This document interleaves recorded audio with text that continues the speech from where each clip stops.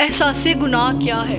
इंसान को अपनी गलती का एहसास हो जाना और उसके बाद अल्लाह ताला से माफ़ी मांगना। अस्सलाम वालेकुम, welcome back to another video. उम्मीद करती हूँ आप खैरियत से होंगे। हम सारी ज़िंदगी यही सोचते रहते हैं कि दूसरों का दिल दुखाना बहुत बुरी बात होती है, लेकिन समझ में ये आया कि अपना दिल दुखाना भी बहुत बुरी बात होती है। कभी कभी हम अपना दिल दुखाए बैठे होते हैं, हम ज़्यादा माइंड कर रहे होते हैं, हम ज़्यादा सोच रहे होते हैं, हम ज़्यादा सेंसिटिव हो जाते हैं, हम डीप एनालिसिस में चले जाते हैं। वो कॉन्सेप्ट हम पाल के बैठे होते हैं जो पालना ही नहीं चाहिए। फजूल में किसी से नफरत करके हम अपना दिल जला रहे होते हैं। गुस्सा है, वो एक अंगारा है, हमने वो उठा के रख लिया। जल कौन रहा है? आप जल रहे हैं, किसी दूसरे को इससे कोई फर्क नहीं पड़ता। बुग़्ज़ है, हसद है, आपने उसका अंगारा उठा के रख लिया। जल कौन रहा है? आप खुद जल रहे हैं। दूसरों पे इसका असर शायद बाद में होगा, लेकिन ये सबसे पहले आपको मुतासिर करे। हम कहते हैं कि हम दूसरों का दिल ना दुखाएं, लेकिन इससे पहले हमें ये सीखना चाहिए कि हम अपना दिल ना दुखाएं। बहुत सारी बातों में हमें गुंजाइश दे देनी चाहिए। एहसासे गुनाह क्या है? इंसान को अपनी गलती का एहसास हो जाना और उसके बाद अल्लाह ताला से माफ़ी मांगना। अल्लाह ताला खुद फरमा रहे हैं कि जब तुम्हें गलती का एहसास हो जाए तो आके मुझसे माफ़ी मांगो। इतना बड़ा